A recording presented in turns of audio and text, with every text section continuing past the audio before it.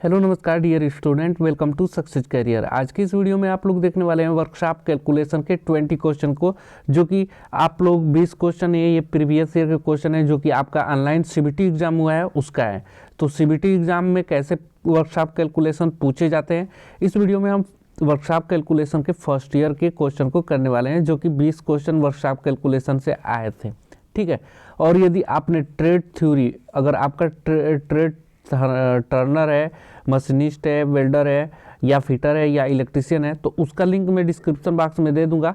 आप उन सभी वीडियो को देख जाइए जो कि अब मैं प्रीवियस ईयर के क्वेश्चन पेपर को बनाया हूं, जो कि सीबीटी एग्जाम पिछले साल हुए थे उसका है। अब देखिए यहाँ पे ट्रेड थ्योरी टर्नर के जो है 1 से लेकर 40 तक क्वेश्चन है जो कि टर्नर के हैं।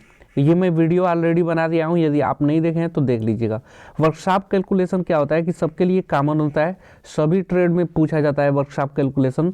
तो ये जो वर्कशॉप कैलकुलेशन है, आपका ट्रेड चाहे कोई भी हो, fitter, electrician, machinist, welder, Turner, mechanic, motor vehicle, diesel mechanic, चाहे जो भी हो जिसमें वर्कशॉप कैलकुलेशन है, ये सबके लिए कॉमन क्वेश्चन होता है और कॉमन पेपर भी आता है सबके लिए। चलिए तो हम क्वेश्चन डिस्कस करते हैं वर्कशॉप कैलकुलेशन के। तो 1 से तो 40 तक यहाँ पे टर्नर के हो जाएंगे। देखिए जो वर्कशॉप कैलकुलेशन का यहाँ पे 41 से 60 तक स्टार्ट हुआ है, ये वर्कशॉप कैलकुलेशन का है। ऐसा नहीं समझिएगा कि ये टर्नर का पेपर है तो सिर्फ टर्नर में ही पूछा जाएगा।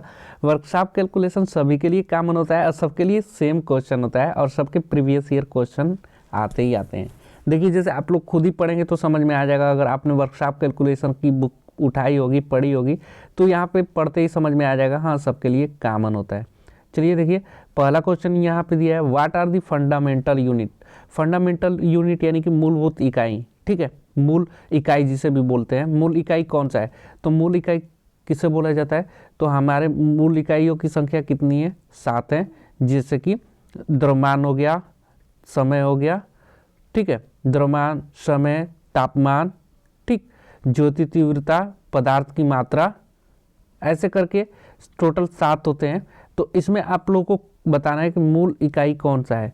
तो मूल इकाई यहाँ पे देखिए क्या हो जाएगा, लंबाई, द्रव्यमान, समय, ताप, पदार्थ की मात्रा, ज्योति तीव्रता, ये सभी क्या है, पदार्थ की मूल इकाई हैं। देखिए ये आपका क्वेश्चन पेपर में और डिस्कस करता जाऊंगा जिससे कि आपको और भी क्लियर हो जाएगा। आप सीरियल वाइज सभी प्रीवियस ईयर क्वेश्चन को देख लेंगे प्लेलिस्ट से। आपका जो ट्रेड है, सभी ट्रेड के मैंने वीडियो बना दिया है प्रीवियस ईयर के। और पीडीएफ के लिए आपको टेलीग्राम चैनल का लिंक मैं डिस्क्रिप्शन बॉक्स में दे दूंगा। तो टेलीग्राम चैनल ज्वाइन करके, सक्सेस कैरियर नाम से ही होगा टेलीग्राम चैनल, वहाँ से पीडीएफ को डाउनलोड कर सकते हैं। देखिए 42 नंबर का क्वेश्चन है, what denotes letter M in MKS system. तो ये एक सिस्टम होता है जिसमें एम से क्या हो जाएगा, मास हो जाएगा, के से क्या हो जाएगा, किलोमीटर हो जाएगा, एस से सेकेंड हो जाएगा, यानी कि एमकेएस मतलब मीटर किलोग्राम सेकेंड सिस्टम। तो मीटर देखिए इसमें जो लंबाई की एमकेएस पद्धति में क्या होता है, जो लंबाई का मात्रक होगा वो मीटर में होगा, जो द्रव्यमान का मात्रक होगा वो किलोग्राम में होगा, और जो समय का मात्रक होगा वो किस में होगा, सेकेंड में होगा। इसी को एमकेएस प्रणाली कहते हैं। तो एमकेएस प्रणाली में एम अक्षर में बता दिया किसको डिनोट करता है, तो एम किसको डिनोट करता है, मीटर को डिनोट करता है, के किसको करता है, तो किलोग्राम को डिनोट करता है, और एस किसको, सेकेंड को डिनोट करता है। तो इसमें एम के एस में कोई भी के पूछ सकता है, एस पूछ सकता है, ये याद रखिएगा। अगला क्वेश्चन देखते हैं, एम के जगह पे एफपीएस पूछ देता है आप लोगों से, तो ये भी पूछ देता है। एफ से क्या होता, फुट होता, पी से पाउंड होता, और एस से सेकेंड होता। एफ पाउंड किसका मात्रक है, तो जैसे इसमें मीटर किसका मात्रक था, लंबाई का मात्रक था, तो इसमें फुट किसका मात्रक हो जाएगा, एफपीएस प्रणाली में, एफपीएस सिस्टम में फुट जो होगा ये लंबाई का मात्रक हो जाएगा। पाउंड किसका हो जाएगा, तो पाउंड होता है द्रव्यमान का मात्रक, एस से सेकेंड होता है, सेकेंड समय का मात्रक सबको पता है। चलिए आगे का क्वेश्चन करते हैं। देखिए मैं जो यहाँ पे क्वेश्चन डिस्कस कर रहा हूँ ना, आपको सारा क्वेश्चन भी बताते जाऊँगा कि प्रीवियस ईयर में कैसे क्वेश्चन बनते हैं। तो एमकेएस हो गया, एमकेएस सिस्टम हो गया, एमकेएस में कुछ भी पूछ सकता है, एफपीएस सिस्टम में कुछ भी पूछ सकता है। चलिए अब देखिए प्रोडक्ट आपको आना चाहिए, व्हाट प्रोडक्ट ऑफ 0.003 इंटू 0.5, यानी कि 0.03 गुणे 0.5 का गुणनफल क्या होगा। सबसे पहले जो गुणनफल दशमलव में दिया रहता है उसको सेम टू सेम जैसे गुणा करते हैं ना वैसे ही कर देते हैं, 5 15 हो जाएगा। अब देखेंगे यहाँ पे ध्यान देंगे 15 हमारा आ गया। अब यहाँ पे दशमलव कितने अंक के बाद है, दोनों में गिन लेंगे तो 1 2 3, 3 अंक के बाद इसमें है और एक ये 4 अंक के बाद, तो हमारा तो 2 ही अंक हो रहा है, तो 4 अंक करेंगे, इसके इधर बढ़ाएंगे तो 1 1 2 3 4 अंक हो गया। उसके बाद हम लोग दशमलव लगा के 0, यानी कि हमारा आंसर क्या हो जाएगा 0.0015। कौन से ऑप्शन में है, तो ये बी ऑप्शन यहाँ पे करेक्ट आंसर हो जाएगा। अगला क्वेश्चन देखेंगे 44 नंबर दिया है, convert 0.456 decimal fraction into percentage. अब देखिए यहाँ पे 0.456 दशमलव भिन्न को प्रतिशत में बदलना है। तो सबसे पहले इसको हम लोग दशमलव में कैसे लिखेंगे, तो ये दशमलव में कैसे लिखा जाएगा, तो 0.456 को हम लोग कैसे इसको दशमलव में लिखेंगे, तो 10वां यहाँ से 10वां 100वां 1000वां, जो दशमलव के बाद होता है ना उसे 10वां 100वां 1000वां, 1000 भाग तक है तो 456 बटा में 1000 इसको लिख सकते हैं, हम लोग लिख सकते हैं ना। तो मैं क्या बताया, ये 456 बटा में 1000 हो गया। अब ये ध्यान रखिएगा, जब भी हम प्रतिशत में कन्वर्ट करते हैं किसी भी भिन्न को तो 1000 से क्या करते हैं, 100 से गुणा करते हैं। तो 100 से गुणा करिए तो 2 जीरो से 2 जीरो कट जाएगा, बचेगा क्या 456 बटा में 10। अब जब 10 से डिवाइड करेंगे तो क्या हो जाएगा 45.6 रहेगा, 45.6% हमारा करेक्ट आंसर हो जाएगा। अगला क्वेश्चन देखेंगे 45 नंबर। 45 नंबर का क्वेश्चन है, which metal contain iron as a major content. निम्न में से कौन सा धातु प्रमुख रूप से लोहा होता है। इसमें कौन सी धातु है जिसमें प्रमुख रूप से लोहा पाया जाता है, तो आपको पता है फेरस मेटल में जो लोह धातु है इसमें तो लोहा पाया जाएगा। बाकी जो है कि ये brass metal, bronze metal, zinc, यानी कि पीतल, ब्रोंज और जिंक, ये क्या है अलोह धातु हैं, इसमें लोहा नहीं पाया जाता। धातु ही हैं ये सारी तीनों, क्या है धातु हैं, लेकिन अलौह धातु जिसमें लोहा नहीं पाया जाता बल्कि धातु ही होती है। अगर हम पदार्थ के मतलब मटेरियल को कैटेगरी में बांटें तो एक होता है धातु और दूसरा क्या होता है अधातु। अधातु में बिल्कुल कोई भी धातु नहीं पाया जाता। अब धातु को 2 कैटेगरी में हम लोग बांटते हैं। पहली कैटेगरी होता है लौह धातु और एक होता है अलौह धातु। तो अलौह धातु में लोहा नहीं होता, लौह धातु में लोहा होता है। अधातु जैसे कि लकड़ी हो गया अधातु में आ जाते हैं। अलौह धातु में पीतल, ब्रोंज, जिंक आ जाता है। लौह धातु में लोहा वाला पार्ट जैसे फेरस मेटल हो गया वो आ जाता है।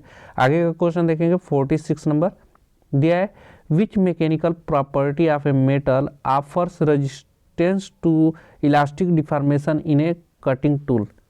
धातु की कौन सी यांत्रिक गुण एक काटने के उपकरण में लोचदार विरूपण के लिए प्रतिरोध प्रदान करता है। तो देखिए, तो कौन पर काटने के लिए लोचदार विरूपण कौन प्रदान करता है, प्रतिरोध प्रदान करता है, तो ये होता है हार्डनेस। हार्डनेस अगर रहेगा किसी भी मेटल में तो वो काटने का विरोध करेगा। अगर हम काटेंगे तो वो क्या करेगा, काटने नहीं देगा, क्योंकि हार्ड है, खुद ही कठोर है तो कटेगा कहाँ से। आगे देखिए, कुछ मेटल होते हैं जो आसानी से कट जाते हैं, कुछ मेटल जल्दी नहीं कटते हैं। अगला 47 नंबर का क्वेश्चन देखिए, which alloy steel is using for making precious instrument. देखिए कौन सा एलॉय मिस होता है, मिश्र इस्पात, ठीक है, एलॉय मिस मिश्र और स्टील मिस इस्पात होता है। मिश्र इस्पात जिसे बोलते हैं। तो कौन सा मिश्र इस्पात है जिससे प्रीशियस इंस्ट्रूमेंट बनाते हैं। प्रीशियस मिस होता है कीमती, प्रीशियस मिस होता है कीमती, इंस्ट्रूमेंट मिस उपकरण। तो कीमती उपकरण बनाने के लिए कौन से मिश्र इस्पात का प्रयोग करते हैं, सिलिकॉन इस्पात का, मैग्नीज, इनवार इस्पात, वेनेडियम। तो करेक्ट आंसर क्या हो जाएगा, इनवार स्टील का प्रयोग करते हैं हम लोग कीमती उपकरण बनाने में। चलिए आगे का क्वेश्चन देखिए 48 नंबर दिया है, what is called mass per unit volume of a substance. अब देखिए जो कह रहा है ना वही आप लोग लिख दीजिए। मास दिया है पर यूनिट वॉल्यूम, तो आपको पता है इसको क्या बोलते हैं, घनत्व बोलते हैं। घनत्व बराबर द्रव्यमान बटा आयतन होता है। घनत्व बराबर द्रव्यमान बटा आयतन, इसी को तो घनत्व बोला जाता है। घनत्व किसको बोलते हैं, डेंसिटी को बोलते हैं। करेक्ट आंसर सी हो जाएगा। जो कह रहा है बस वो लिखते जाए, आपका आंसर मिल जाता है। आगे का क्वेश्चन देखिए 49 नंबर दिया है, what is called if body possess only magnitude or size alone. जिस वस्तु में परिणाम या साइज होता है उसे क्या कहा जाता है। तो जिस वस्तु में परिमाण या साइज होता है उसको बोला जाता है स्केलर क्वांटिटी। क्या बोला जाता है? Scalar quantity. देखिए अब यहाँ पे स्केलर मतलब अदिश राशि, जिसमें सिर्फ परिमाण दिया हो लेकिन दिशा नहीं दिया रहता है, वो है अदिश राशि। और सदिश राशि क्या होती है? तो जिसमें परिमाण के साथ दिशा भी दिया जाता है वो क्या होता है? सदिश राशि। जैसे मान लीजिए कि मैं बोला कि मैं अपने घर से उत्तर की तरफ 10 किलोमीटर गया, तो ये क्या हो जाएगा? ये सदिश राशि होगी। और मैं बोला मैं अपने घर से 10 किलोमीटर गया, तो इसमें दिशा नहीं बताया हमने, तो ये अदिश राशि हो जाएगी। 10 किलोमीटर घर से गया तो किधर गया ये कोई नहीं पता है, तो परिणाम बस दिया है, दिशा नहीं दिया है, तो वो अदिश राशि। जिसमें परिणाम भी दे दिया, दिशा भी दे दिया, तो वो सदिश राशि। अगला क्वेश्चन आएंगे 50 नंबर दिया, what is the value of specific heat water. पानी की विशिष्ट ऊष्मा का मान कितना होता है? तो ये याद रखिएगा, पानी की जो विशिष्ट ऊष्मा होती है ये 1 होता है। कभी भी पानी की जो विशिष्ट ऊष्मा 1, ये याद रखना है वाले क्वेश्चन है, ये आपको आगे तक क्वेश्चन मिलते हैं। अगला है what is the boiling point of water in Fahrenheit. तो यहाँ पे देखेंगे सबसे पहले बॉइलिंग पॉइंट यानी कि जो पानी का क्वथनांक बिंदु होता है वो डिग्री सेल्सियस में कितना होता है? तो डिग्री सेल्सियस में ये होता है 100 डिग्री सेल्सियस, और ये 100 डिग्री सेल्सियस हो गया। लेकिन फ़ारेनहाइट में जब पूछेगा तो फ़ारेनहाइट में आप लोगों को करेक्ट आंसर क्या हो जाएगा? 212 डिग्री फ़ारेनहाइट, तो ये करेक्ट आंसर हो जाएगा। तो चलिए आगे का क्वेश्चन करते हैं। दिया है calculate the amount of heat required to raise the temperature of 85.5 gram of sand from 20 degree Celsius to 35 degree Celsius, specific heat of sand 0.1। ठीक है, दिया है कि 20 डिग्री सेल्सियस से 35 डिग्री सेल्सियस तक 85.5 ग्राम रेत का जो स्पेसिफिक वैल्यू है 0.1 का तापमान बढ़ाने के लिए, ठीक है, आवश्यक ऊष्मा की मात्रा बताना है। तो देखिए आवश्यक ऊष्मा की मात्रा निकालने के लिए आपको फार्मूला पता होना चाहिए। फार्मूला क्या होता है? Q = MS delta T। अब मैं यहाँ पे वैल्यू रख दे रहा हूँ, आप कैलकुलेट कर लीजिएगा। यहाँ पे मास कितना दिया हुआ है? तो 85 सॉरी मैं यहाँ पे एक बार और लिख दूँ, MS डेल्टा T। M क्या है? द्रव्यमान। कितना दिया हुआ है? 85.5 ग्राम दिया हुआ है, ठीक। और यहाँ पे आप इसको किस में कन्वर्ट कर लेंगे? किलोग्राम में कन्वर्ट कर लीजिएगा। तो 1000 से आप लोग डिवाइड करेंगे तो ये किस में बदल जाएगा? किलोग्राम में। एस यहाँ पे दिया हुआ है, चलिए एस कितना दिया हुआ है? तो एस दिया हुआ है 0.1, और यहाँ पे डेल्टा टी क्या हो जाएगा? तो दोनों में 35 में से 20 घटाएंगे तो कितना हो जाएगा? ये हो जाएगा 15। इसी को कैलकुलेट कर लेंगे तो वैल्यू आ जाएगा। ये 1000 हटा दीजिएगा क्योंकि ग्राम में दिया है तो ग्राम में, अगर किलो जूल पूछता तब हम 1000 यहाँ पे करते, ठीक है। तो क्या करना है आप लोगों को देख लीजिए एक बार मैं बता देता हूँ। 1 मिनट मैं पूरा काट दे रहा हूँ ना। देखिए Q आपको फार्मूला मैंने बता दिया। फार्मूला क्या बताया है? Q = MS डेल्टा T, यही था। M की जगह 85.5 गुणे S की जगह 0.1, डेल्टा T की जगह 35 में से 20 घटाएंगे तो 15। इसको आप लोग कर लीजिएगा तो आपका आंसर निकल कर आ जाएगा जूल में। यही किलो जूल होता है तो 1000 से डिवाइड करना पड़ता है, बाकी और सेम ऐसे ही फार्मूला रहता है। अगला क्वेश्चन देखिए 53 नंबर दिया है, which is unit of current. देखिए धारा की इकाई पूछ रहा है, तो धारा की इकाई क्या होता है? तो एम्पियर है, आप सभी को पता है। वोल्ट किसका मात्रक होता है? तो ये विभवांतर का मात्रक होता है। ओम किसका मात्रक होता है? तो ये प्रतिरोध का मात्रक होता है। वाट किसका मात्रक होता है? तो ये कार्य का मात्रक होता है, सामर्थ्य का, ठीक। तो वाट किसका मात्रक होता है? सामर्थ्य का। अगला question 54 number, which is very good conductor. कौन सा बहुत अच्छा कंडक्टर है? कंडक्टर क्या होता है? जिसमें से आसानी से ऊष्मा को या विद्युत को प्रवाहित किया जा सके, उसी को गुड कंडक्टर कहते हैं। तो करेक्ट आंसर यहाँ पे जो कापर होता है ना, सबसे अच्छा कंडक्टर माना जाता है। कापर का यानी कि तांबे का तार जो होता है, ये क्या होता है? अच्छा चालक माना जाता है उसको। अगला क्वेश्चन देखेंगे 55 नंबर दिया है, what is the resistance of an electric iron of the rating of electric iron is 220 volt and 500 वाट। यदि एक इलेक्ट्रिक आयरन की रेटिंग 220 वोल्ट है और 500 वाट्स है तो उसका प्रतिरोध क्या होगा। तो देखिए इसका करेक्ट आंसर हम लोग निकालेंगे। देखिए सबसे पहले इसको पता होने के लिए आपके पास इसका फार्मूला पता होना चाहिए। आपको दिया क्या है, V दिया है, W दिया है यानी कि वाट दिया है और R दिया है और R आपसे पूछ रहा है। तो एक फार्मूला होता है power equal to V square upon R। ठीक है, आपने पढ़ा होगा वर्कशॉप कैलकुलेशन, तो वहाँ से ये फार्मूला निकल कर आता है और आपको R ही कैलकुलेट करना है तो R इधर कर दीजिए तो V स्क्वायर अपान P हो जाएगा। अब करिए इसको, तो V स्क्वायर दिया है तो V यहाँ पे कितना दिया है, कितना वोल्ट, 220 वोल्ट, तो 220 गुणे 220 हो जाएगा V स्क्वायर अपान P कितना दिया है तो 500। अब 500 से इसे जब डिवाइड करेंगे तो 0 से 0 कैंसिल हो गया 2 0 से। अब 22 गुणे 22 कितना होता है, 22 गुणे 22 तो ये होता है 484। कितना होता है, 484 बटा में 5। अब डिवाइड करिए तो 5 9 45, 3 5 6 30, 4 5 वाटे 40 यानी कि 96.8 ओम आएगा। क्या आएगा, 96.8 ओम। 96.8 ओम कौन से आंसर में है, सी ऑप्शन यहाँ पे सही हो जाएगा। अगला क्वेश्चन देखिए, अगला क्वेश्चन है 56 नंबर दिया है, what is the side of square whose area is 625 millimetre square. देखिए तो एक वर्ग की भुजा क्या होगी, इसका क्षेत्रफल दिया है। तो आपका पता है ना, एक वर्ग है, एक स्क्वायर है, उसका क्षेत्रफल क्या होता है, तो उसका होता है भुजा का स्क्वायर होता है, भुजा का स्क्वायर यानी कि ए स्क्वायर। अब आपको यहाँ पे ध्यान देना है, भुजा का स्क्वायर इक्वल टू कितना दिया है, ये 625 दिया है और 625 को हम लोग क्या लिख सकते हैं, तो 5 गुणे 5 गुणे 5 गुणे 5। ठीक है, हो सकता है। अब इसमें आपका ए स्क्वायर निकल कर आएगा, ए स्क्वायर कर लीजिए तो ए इक्वल टू क्या हो जाएगा, under root 5 into 5 into 5 into 5 हो जाएगा। अब पेयर बना के हम लोग बाहर निकालेंगे तो 5 गुणे 5 इक्वल टू 25, यहाँ पे करेक्ट आंसर हो जाएगा सी। अगला क्वेश्चन देखेंगे 57 नंबर दिया, what is the perimeter of scalene triangle having side 40 mm 20 mm and 28 mm। उस विषम बाहु त्रिकोण का परिमाप क्या होगा। देखिए विषम बाहु यानी कि इसकी सभी भुजा क्या है, अलग अलग है, सबकी भुजा क्या है, अलग अलग। मैं यहाँ पे बना दे रहा हूँ विषम बाहु। ठीक, इन सभी का भुजा क्या है, अलग अलग है।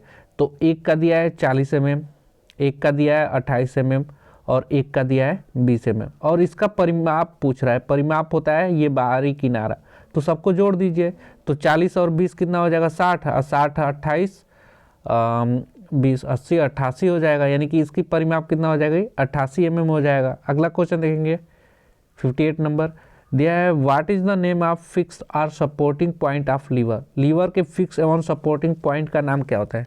तो लीवर जो है ना उसका फिक्स एवं सपोर्टिंग पॉइंट का नाम क्या होता है, तो वो होता है फलक्रम होता है। अगला 59 नंबर का क्वेश्चन देखिए दिया है, which example for first order lever. First order lever के लिए कौन सा उदाहरण सही है, तो फर्स्ट लीवर के लिए ए पेयर ऑफ सीसर जो है ये सही होता है। अगला क्वेश्चन देखिए 60 number, what is the value of theta equal to under root 3/2 दिया है। थीटा का मान क्या होगा, साइन थीटा दिया है आपका, sine theta equal to under root 3/2 और ये कितने का वैल्यू होता है, तो ये साइन 60 का वैल्यू होता है। तो sine 60 equal to sine theta हम लोग मान सकते हैं, क्योंकि अंडर रूट 3/2 के जब हमने साइन 60 मान दिया, साइन से साइन कैंसिल हो जाएगा तो थीटा इक्वल टू क्या निकल कर आ जाएगा, 60 निकल कर आ जाएगा। तो करेक्ट आंसर क्या हो जाएगा, यहाँ पे सी हो जाएगा।